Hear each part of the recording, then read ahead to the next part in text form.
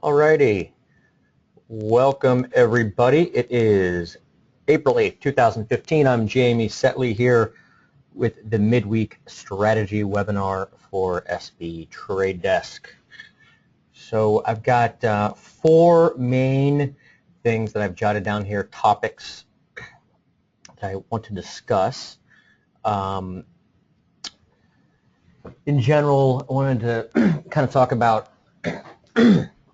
using crosses or non-dollar crosses, as indicators to give you maybe more conviction on a trade idea in a major.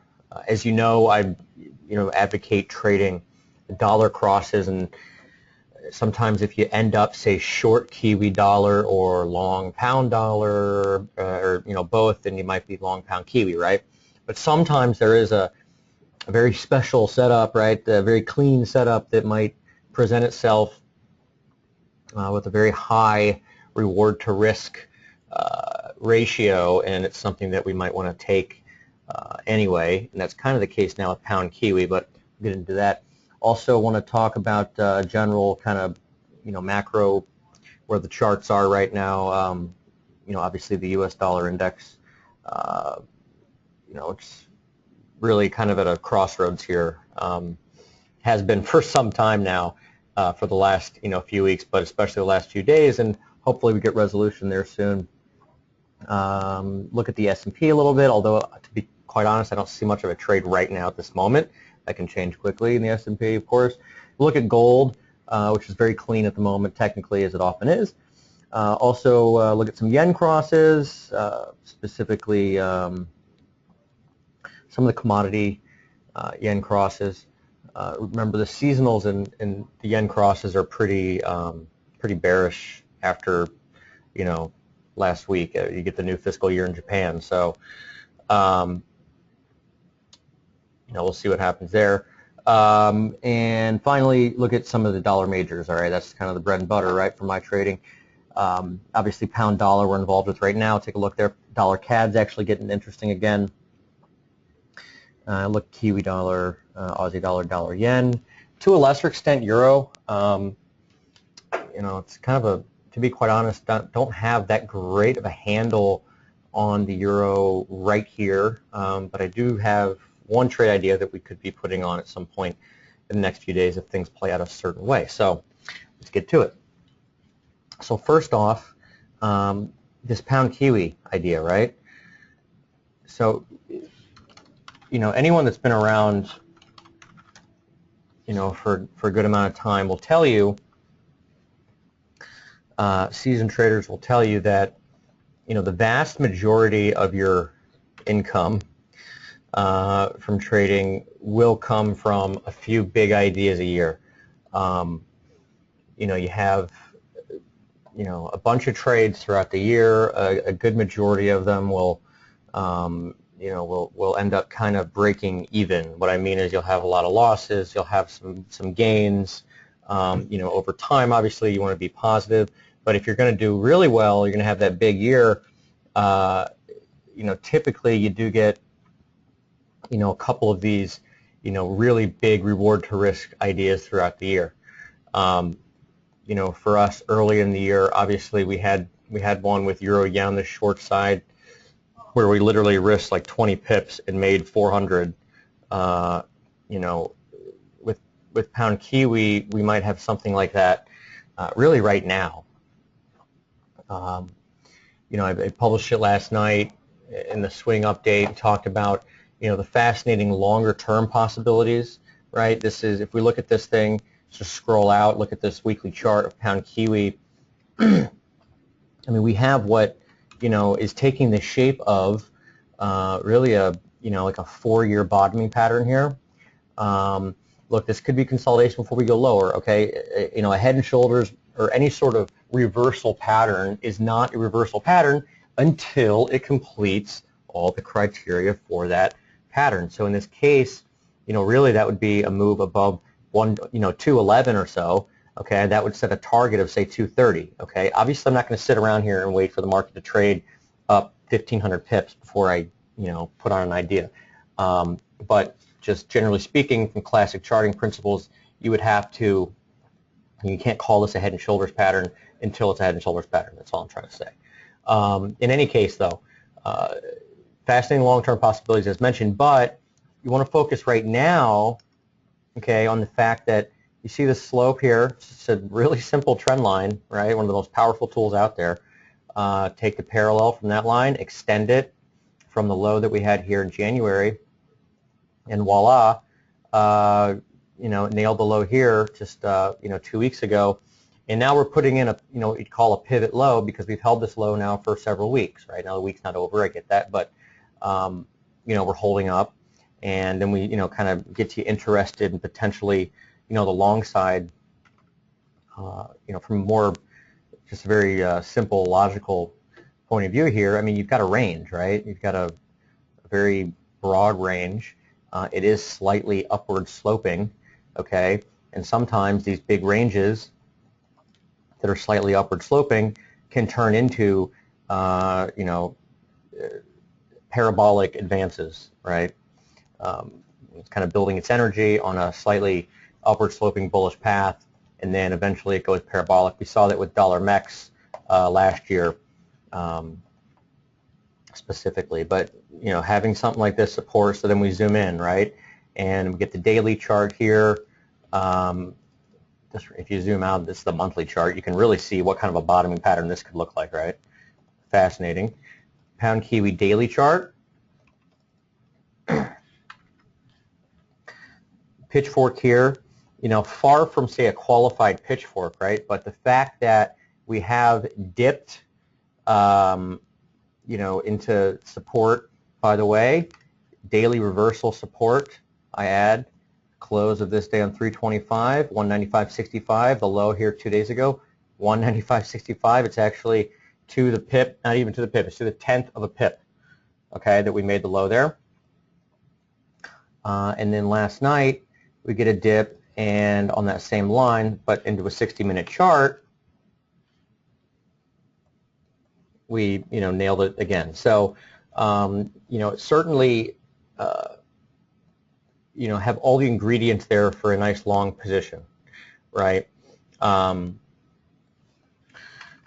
We do have obviously the Fed minutes coming up here in 53 minutes. So we all know that when minutes come out, you can get just all kinds of spikes this way and that way, and if you were to go long right now, who's to say that you can't get a spike down here that clears you out, and then you end up back here again. So for purposes of this trade idea, personally, I'll be waiting until we complete today's trade before I consider putting an order in for pound Kiwi.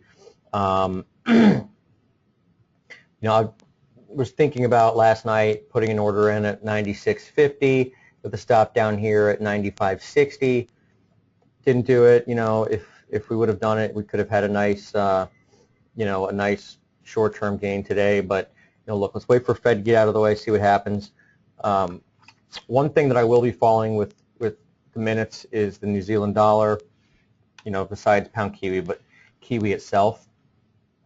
I'll get to that in a second. I just want to finish my thoughts on pound Kiwi. So with pound Kiwi, where could we end up? Well,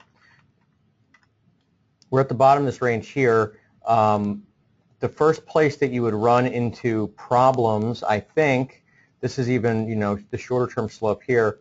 First place you'd run into problems would probably be about 198.85. Okay, see right up here. Right up in here somewhere. That's the daily reversal level over here.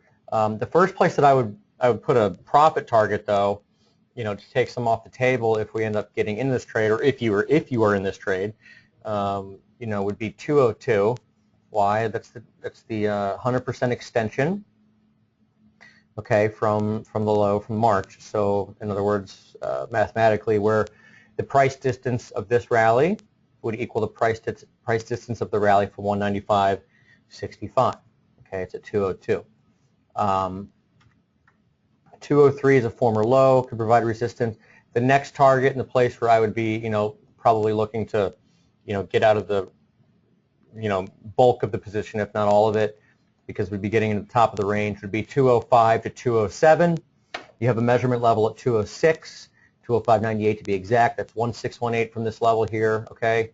And if we were to look at the close levels on, again, the daily reversal levels, weekly reversal levels, 205.42 and 207.15, okay? So those are the levels to watch for. By the way, daily reversal level here is 209.13 up here, the September level, and the high that we have so far in 2015 on February 3rd happens to be right at that level. So these are really good daily reversal, weekly reversal levels, really solid levels to pay attention to as far as profit targets can be, the way to ascertain profit targets, especially if they meet with, or intersect with other, forms of resistance or price levels. In this case, you've got the fib, like I said, at 206, and right in between those two weekly reversal levels. So very interesting trade idea here with pound Kiwi. And again, think about this. We're trading 197, so let's think if 206 is a potential objective, at least a price level that really sticks out, that level I'd be looking at for resistance. Anyway, that gives you 900 pips from here. They are Kiwi pips, so what are we trading at? Like something like 710. So it's like $630 pips basically. But if you were able to get in, if we're able to get in at some point, say we get in at 197 eventually with a 96.20 stop, that's over 10 to 1 reward to risk, okay? Very obsessed with reward to risk ratios. And these are the kind of trades that can make your, really make your year not just profitable, obviously, but do extremely well. All right, so there's pound Kiwi. Now, when I'm going through something like this, and I see pound Kiwi last night, and I'm like, this could be such a great idea, such a great trade, such a great opportunity, blah, blah, blah. You get excited. First thing you have to remember is, well, where's the risk, right? So you jot it down, 195.60, that would be the stop. It would have to be the stop, because it doesn't matter what the upside potential is if you're, don't know where you're going to get out if you're wrong. But when I see something like this, also, it gives me kind of a little bit of more conviction on, say, the long pound idea, which is a trade we are in, right? And let's take a look. So let's move on to that real quick. Move on to some of the dollar majors, starting with pound dollar. Okay, now there's a lot going on here. I get that, so I'm going to get rid of some of these lines. This is the same chart from last night. Okay, 48.20. Again, that's just a massive level. We had the month open at 48.20. We had daily reversal support, and that, if you're wondering again what that is, it's simply the low of the day that made the low move. And in this case, the low move is this day, April 1st, and it's 48.22. And since we opened and closed at basically the same level that day, it's the same as the month open. That was also the 61.8 of the move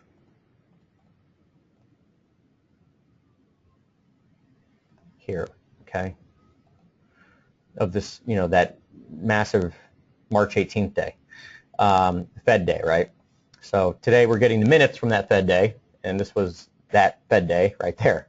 So that was 48.19, okay? So we were triggered long at 48.20 as the market kind of leaked yesterday, right, into the U.S. close, which was pretty interesting. A lot of times you'll see that, right?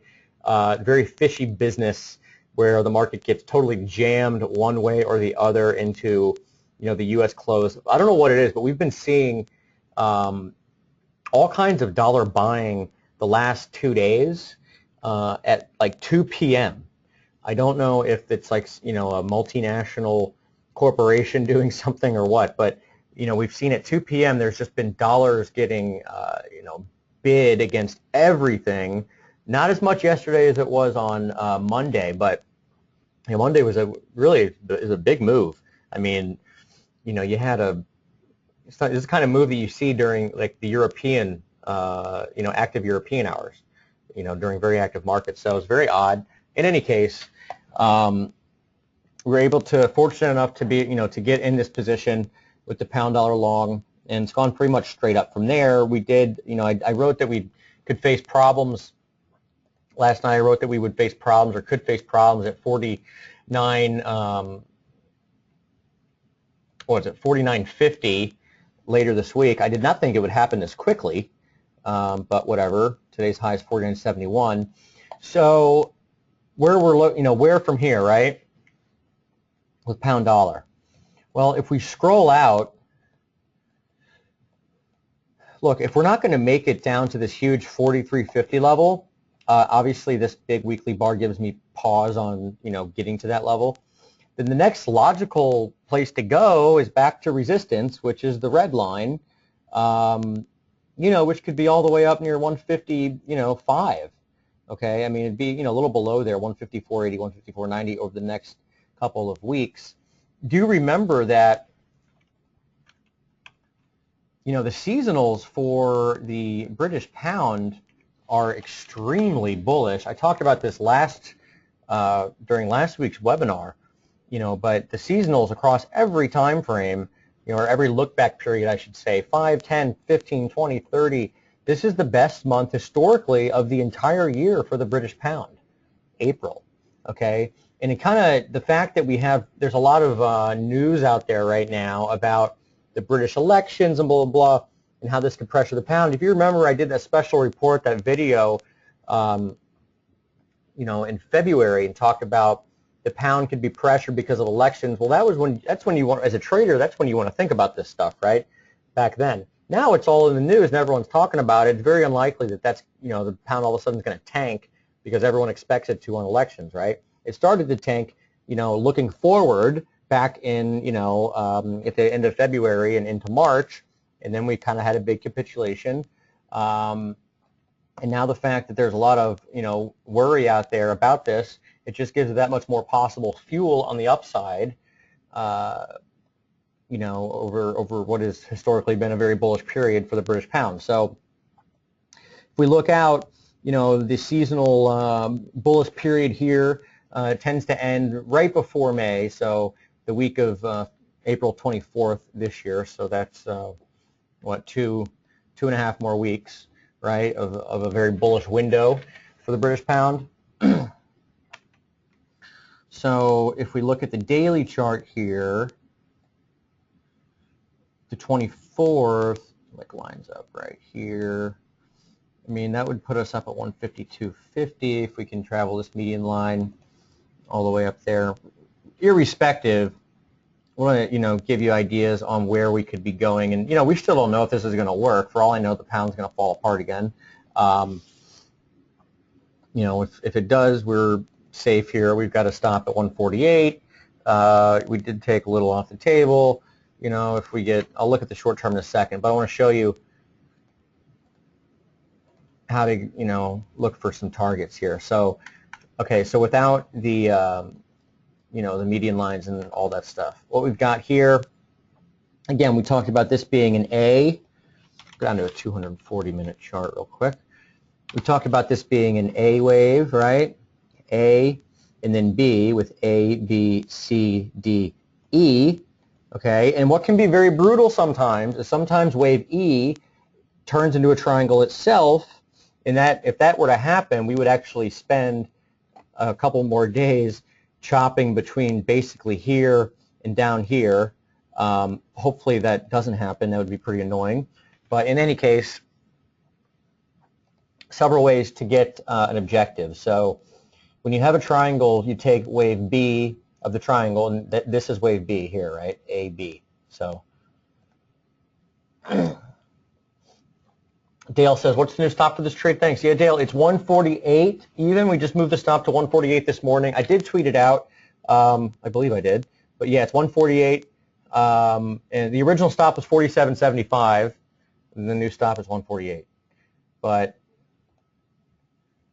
so you take the width of wave B and extend it from wave E, which in this case would be 48.02, and that gets us, what you want to do is target Fibonacci levels. So in this case, you get 151, which isn't even at the high yet, and then 152.90. So 52.90, do 6.8 at that level. Another objective, of course, is to take wave A here, extend from wave B, and you get the exact same levels because the relationship, the Fibonacci relationship here is virtually identical as far as, where the 618s lie within this triangle. So that gets you basically a target, 100%, okay, if this was A, B, and then C equals A at 52, almost 52.90, okay? 52.90 is really where we want to go, all right? That's, kind of where I'm thinking. Now, when we move down, 60-minute chart, okay, that's fine. Let's go to a shorter term chart. We move down here to 15-minute chart. You can see this is an impulsive move higher, right? So we got 1, 2, 3, 4, 5. We'd be looking. What we are looking for, or should be looking for, is a 3-wave correction to get more long, I should say, on this position. And you'd be looking for retracements at basically the 50 and 61/8. 61/8, 48.67. So let's call it 48.70. We'll go back to the chart that we've already got marked up here and guess what we have here. We can deal with a very short-term slope, okay, with these 3 levels, if you can see them. Okay, using this low here, spike low yesterday during Europe, or during London, I think you had a manufacturing report or something come out. Recovery high into early U.S. session, and then yesterday's basically very end-of-day low. That gets you this fork in a lower parallel that we could be, finding support, basically now, right? And since we have the Fed minutes coming out here in now 38 minutes, you very well could get a spike lower into 48, 48.70. And, I'm not that, look, I like the fibs are great because they give you ideas for targets and whatnot, but as far as entries and stuff, I'm much more concerned with where the market's traded.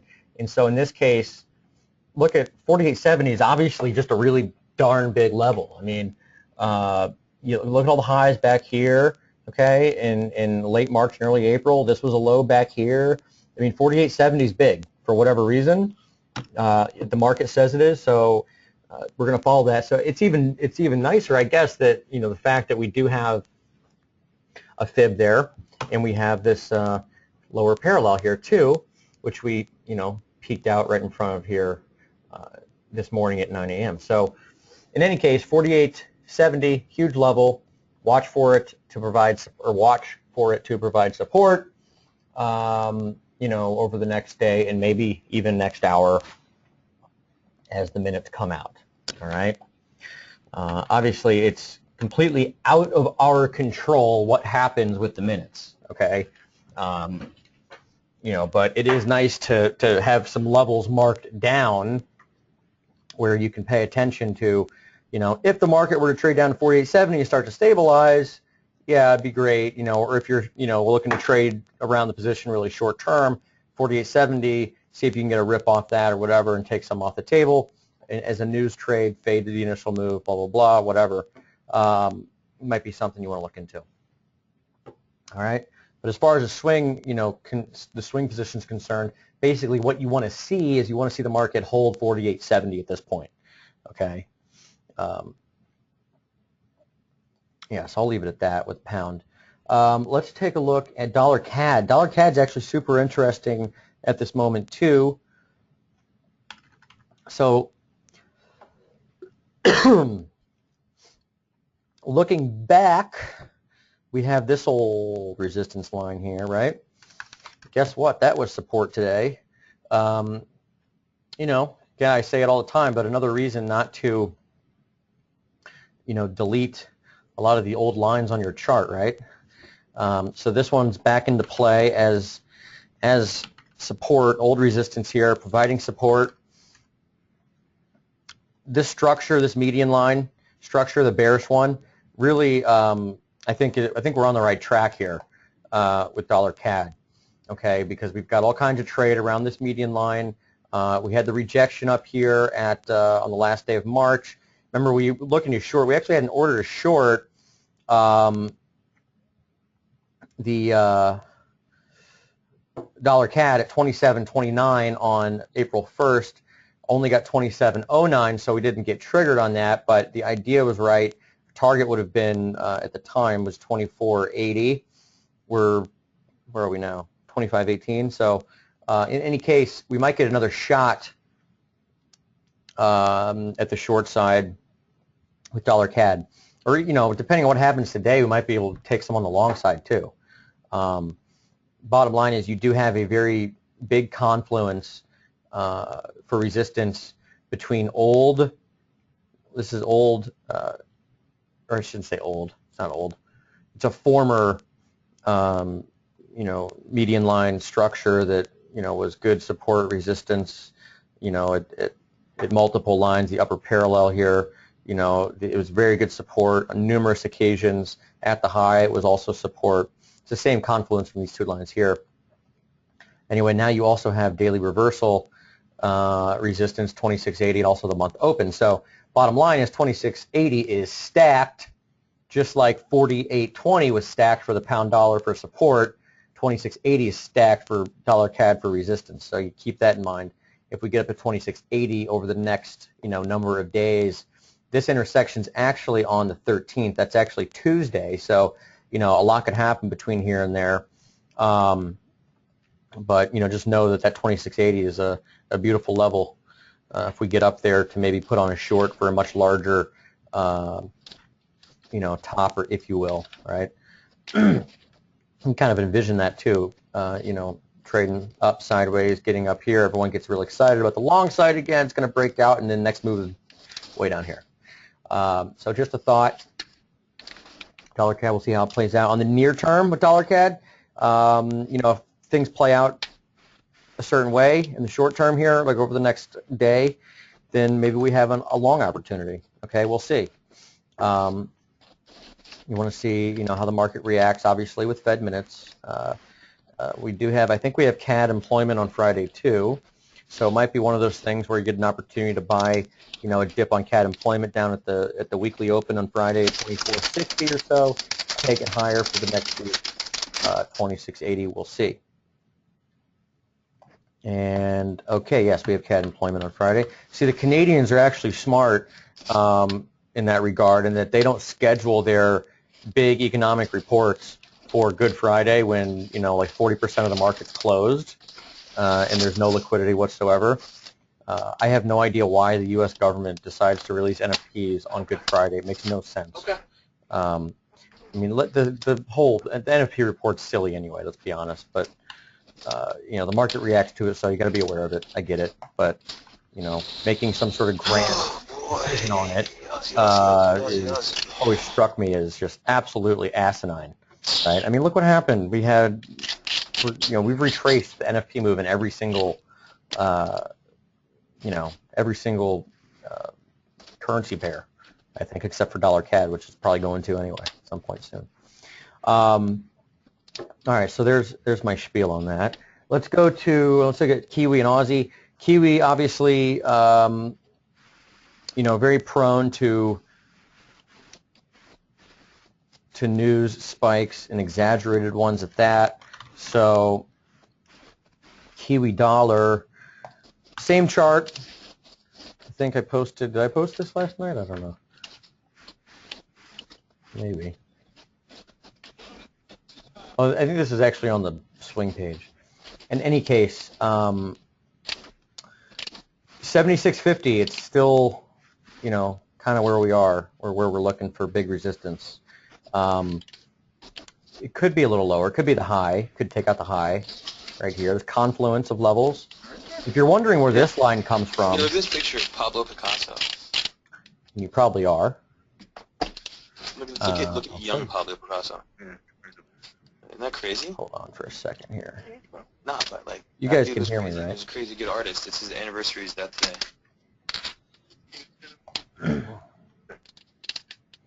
Dude was twisted, bro. Twisted. All right. So that line, let me get rid of this stuff so you can see it real clear. Okay, so the line that we were looking at, again, I say it all the time, but these old levels come into play. So the original fork that we were looking at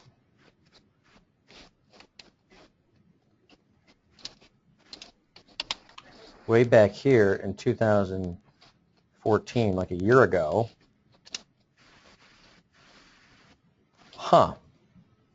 Someone talking about Pablo Picasso. Yeah, I'm in a room by myself, so I don't know why there would be interference. Very, very odd. Anyway, this is the original fork we were trading. I was trading just last year. We were trading along this thing, and then we really started to break down on Kiwi. And guess what? The median line here came into play again at the high on the 24th. Okay. So that level again could be resistance, and it's like at 76.30. It's right at the high today. So that's why earlier I was talking about, with the minutes coming out, yeah, I like the short Kiwi idea, but maybe not necessarily right now, because we could get an opportunity to short a spike, in 28 minutes at this point. Interestingly enough, I didn't even recognize this. That was the low. It's probably more random than anything else. But yes, so this is where we're looking at. Now, obviously, if we break this, we could be looking all the way up here at some point, okay? Eventually the year open could intersect, at some point in May, whatever. Bottom line is Kiwi, at this point is brushing up against some very serious price level from this median line that was, extremely useful as a breakdown level back in 2014. Look at this. This is just beautiful. Look at this. There's support, support, support, support. Gap through it. Resistance, resistance, resistance, resistance. Good night. Right? So that's where I'm with Kiwi. Okay. Basically 76, 35, 50 resistance. Maybe support at 74.50 at some point over the next couple days. All right. Now, I talk about Kiwi and how I think there's this big risk on the downside because of, the lines I just talked about on the chart, but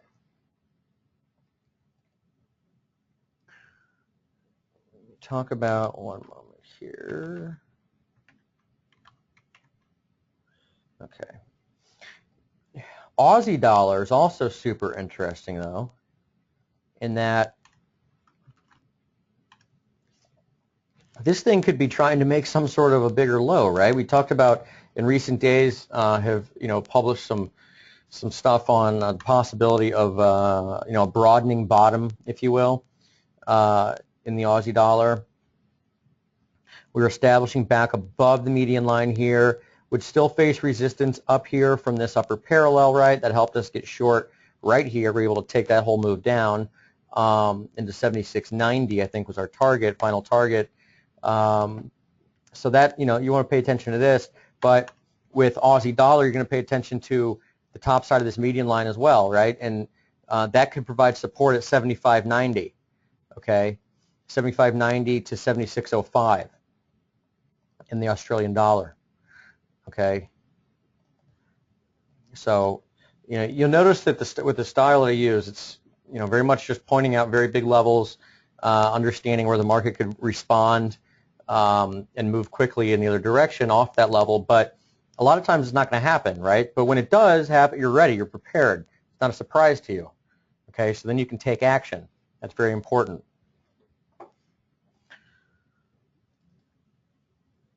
All right, let's take a peek at, let's see. We'll look at some macro stuff here, like just general indices. Sandeep asking, can we check out Euro Aussie down where it seems to be really strong, just pushing the pair lower? Sure thing. We'll look at that. Actually, let's take a look at it right now. Why not? So here is Euro Aussie. We're at support now. I think I published this this morning on the SB Squawk, which is the Twitter, right? Don't have a whole lot of interest in buying Euro Aussie right here, to be quite, to be honest. But this is support. I mean, this is a good reward to risk level on the upside right here for at least move back into the median line potentially, which was good support before, okay, and broke down below it here today. So yeah, we're 140 10 is low, 140 11 is low. Right here at support, I'd be looking a little higher. You could get a bounce of 150 pips here. Let's see if we have anything on the downside. Again, this is a short-term chart, so this is probably going to be too wide. Yeah, it's not really going to show much there.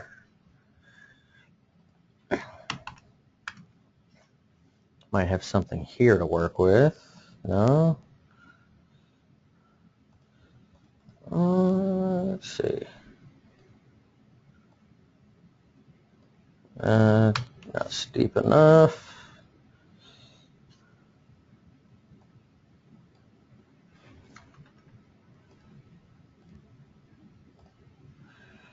Well, this might be something to work with. Let's see.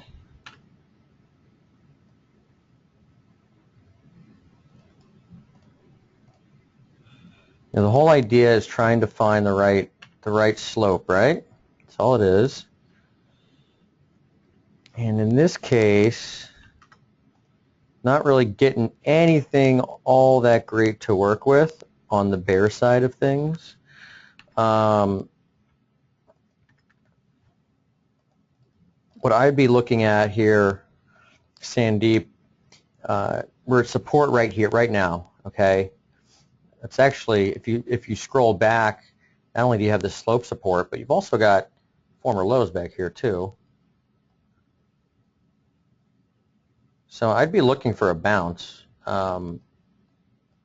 maybe a strong bounce too. Back up to the one, like I said, 141, 80 or so, as long as we're holding here.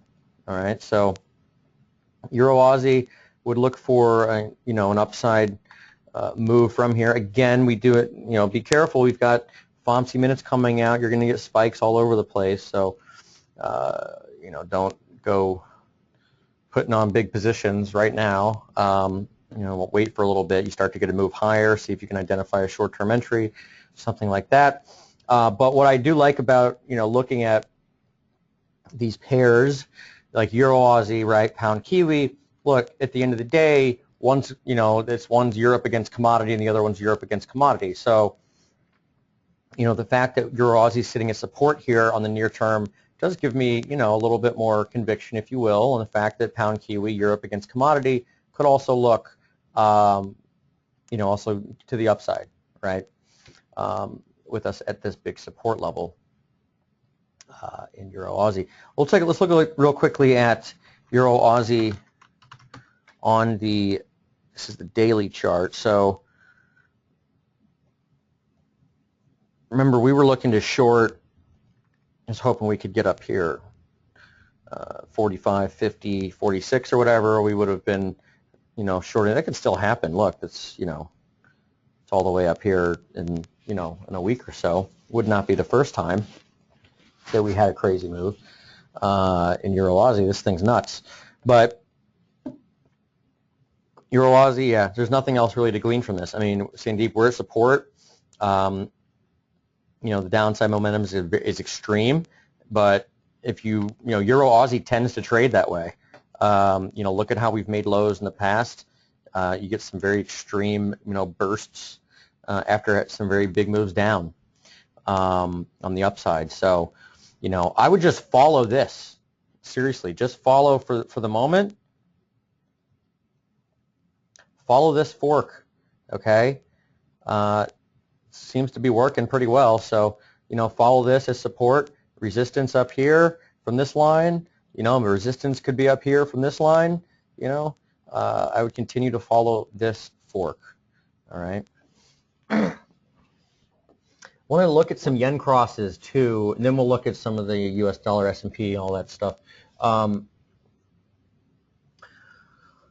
Remember, the yen crosses, seasonal tendency for yen crosses. It's not necessarily real. It gets a lot more bearish next month, actually. The seasonal tendency is weak after the fiscal year of Japan ends and the new one begins, which happened last week on Friday. But so it's not bullish now. It's not super bearish, but it's leans toward the weak side, I should say. So with that, we'll look at some of these yen crosses. Euro yen's interesting in that we're sitting at the support, okay, right now. I tweeted that earlier today. I think the bigger support's probably about 128.85, 128.90, just based on, several other things being there, like the month open and, these former resistance levels that could be support, albeit within a downtrend. But, the pound yen, don't forget pound yen, right? This is a good trade we had last month. We might get another shot at pound yen on the short side, at some point over the next, couple of days or weeks or whatever. I don't know. We're gonna look for resistance at this upper parallel, okay, which is in red. And you're probably saying, what the heck are you talking about, man? We're long pound dollar, and this dude now wants to go short pound yen. Well, not necessarily, I don't know. Follow each trade or each market on its own merits, right? For one, yes, we have a long pound dollar, and we have a possible, we have a very bullish seasonal month for the pound dollar itself, but it doesn't mean that it has to work. And just dismissing the fact, maybe we stay long pound dollar and then we get up here and we put on a pound yen short, which puts us for a time short dollar yen basically. But maybe this ends up working as well. Maybe pound stalls, goes sideways, and dollar yen tanks. I don't know. Point is, don't dismiss a setup like this just because you have one position or one opinion somewhere else, right? In trading, it's very important to obviously be flexible and change your mind all the time, because you have to, because the market changes all the time. But there's a good saying out there for traders, and that is strong opinions, weakly held. In other words, have your opinions, that's fine, but don't hold them in the highest regards, right? Because if you want to survive in this game, you're going to have to change them a lot. Okay, so there's pound yen, again, resistance up there. Obviously, looking at a pound Kiwi long and all that, and my thoughts on Kiwi potentially, having some sort of, continuation of the lower, we should probably be looking at Kiwi yen, and here we have Kiwi yen. Remember this? Old support, broke it. I would watch for resistance up at this thing too, okay? In fact, I'm going to take a look at, where's the high day? It's the high day, 88, yeah, 323. Okay, all right. Okay, so we could end up getting a Kiwi yen short idea up near 91.60 with a stop at literally a 20 pip stop. Okay, it's not out of the realm of possibility here. Kiwi yen. So pay attention to Kiwi yen. You can see with the yen crosses, they're all kind of, you know, it's like I want to be short some yen crosses, but it's just not ready yet. Like I think there's a big move on the downside, or a big possibility of it, but it's just not there yet. The entry's not there, right? You wait, be patient. Doesn't matter all the time if you're going to be right or not. You know, you get your reward to risk right, and you know hit enough of those setups, you'll be fine. So there's Kiwi yen, Aussie yen, somewhat similar, in that you know just not there yet. You know, this is an iffy slope to work with. This pitchfork, I mean, doesn't really have a whole lot going on around any of the lines, to be quite honest, but I'd still watch it. You know, you've got this is what I would pay more attention to, sorry, would be this upward sloping old support line. Watch for old support to become resistance on Aussie yen. So all these yen cross the same thing. The ones I'm most likely to trade would be Kiwi yen, obviously, because of, you know, where I think Kiwi's up to, and even pound yen, just because that setup was so clean and those levels are so clean, right? We had such good support with pound yen down here on this, and you know, you'd be expecting the same parallel to provide resistance, the same slope. Okay. Okay. So finally, let's take a look at some of the, you know, just the major indicators, if you will, the major markets. So U.S. dollar, look, I mean, it's a big one. What happens here? You know, how many times we bounced off this thing, right? It just continues to bounce along this support line. This, you know, pitchfork goes all the way back. Okay. You have a possible bearish slope here. Resistance would actually be above yesterday's high. You know, your big indication that we're on our way for a much grander decline in the dollar, and you know, I guess say the much anticipated so-called correction or something in the dollar, but would be when we close down below not just this line, but this line here. Okay. So call it just, you know, close below here, right? If we get something like that today, then we'll be in really good shape because our pound dollar will be through the roof if that happens. You know, if this thing wants to rip up here all the way up here, then, you know, we might actually get stopped out on pound dollar. We'll see. So very much, you know, crossroads here with the U.S. dollar. You know, some pairs look strong, some look weak. Pound dollar looks, you know, setting up good. Euro dollar, I have no idea. Aussie dollar, you know, could be setting up for a bottom. At least I think that's where the trade's going to be. But yeah, you know, in general, U.S. dollar just crossroads. You know, could go really either way at this point with the U.S. dollar. Gold, which you would hope would help clarify what's up with this. Well, gold, if you remember, this is a long-term structure, right? All goes back several years. This median line, support here, support, we've traded through it a couple of times. We're trading at it now, and we actually filled the gap that we had from last Friday. You can see right here, right? Remember, the gold market, gold doesn't trade. Gold and interest rates didn't trade on Friday. Energy didn't either. No, sorry, interest rates did. Energy did not, gold did not trade on Friday. So we just filled the gap. So, you know, regarding the question of where's the dollar going to go, are we going to finally crack this thing? Remember, April is the seasonally the worst month for the U.S. dollar. So are we going to crack this thing or not? I don't know. But when I see gold getting support at this median line, combination really, a confluence of median lines, and filling the gap from Good Friday and reacting strongly, look, maybe we are going to head higher from here.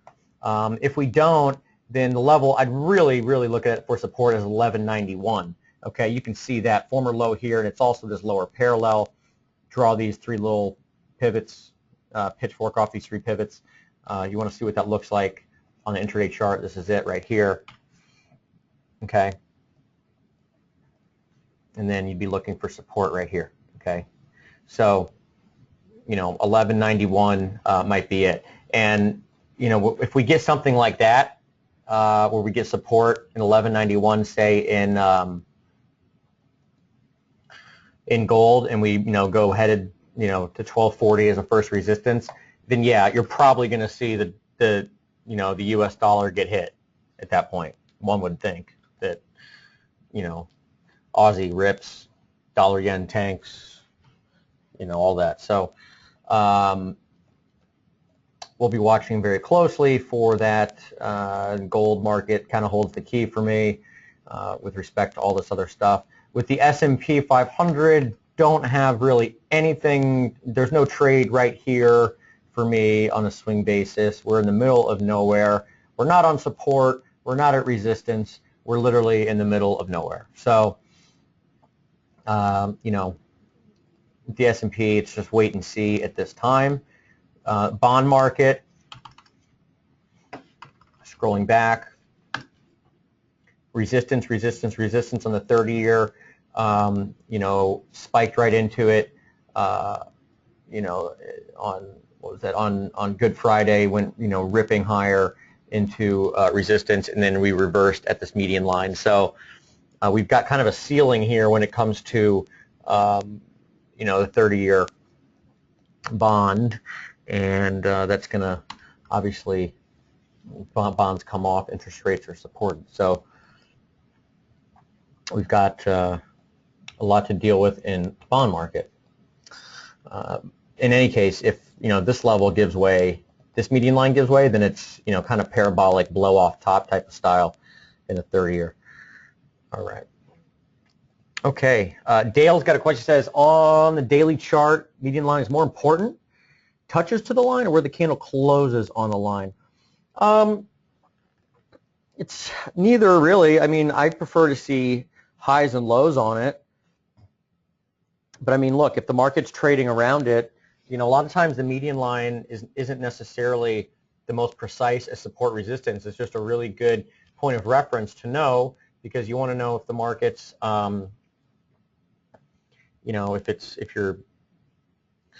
it just draws a line for you in the sand. I mean, you're bullish, above it and bearish below it. And if you've been really trading above it for a while and then you break below it, it gives you that much more, it's that much more significant, especially if you're trading along a downward sloping line like that New Zealand dollar example.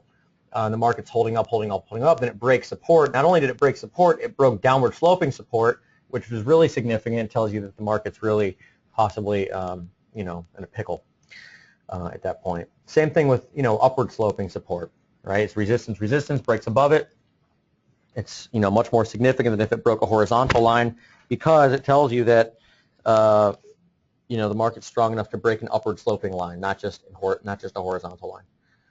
Okay. All right.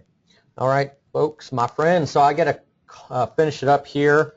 For FOMC minutes here coming out, Fed minutes, I should say, the thing to pay attention to in a couple minutes here is going to be, in my opinion, going to be 48.70 support for pound dollar. Want to see it hold there, obviously, to continue with our bullish operations.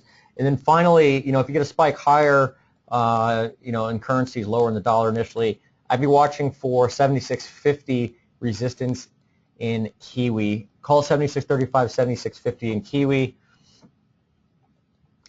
Could you support at 74.50? Same levels as outlined last night. Okay. Mark says, were you looking for a spike down to 96.50 for pound Kiwi? 96.50. Possibly, yeah. It could be, 96.50 big support. I mean, that's the level we were looking for last night, right? And we got it. In fact, the low was 96.25. My point is, I'm not going to put on a trade like right now in front of this report that we have coming out, the minutes. just wait for it to settle down and see what happens.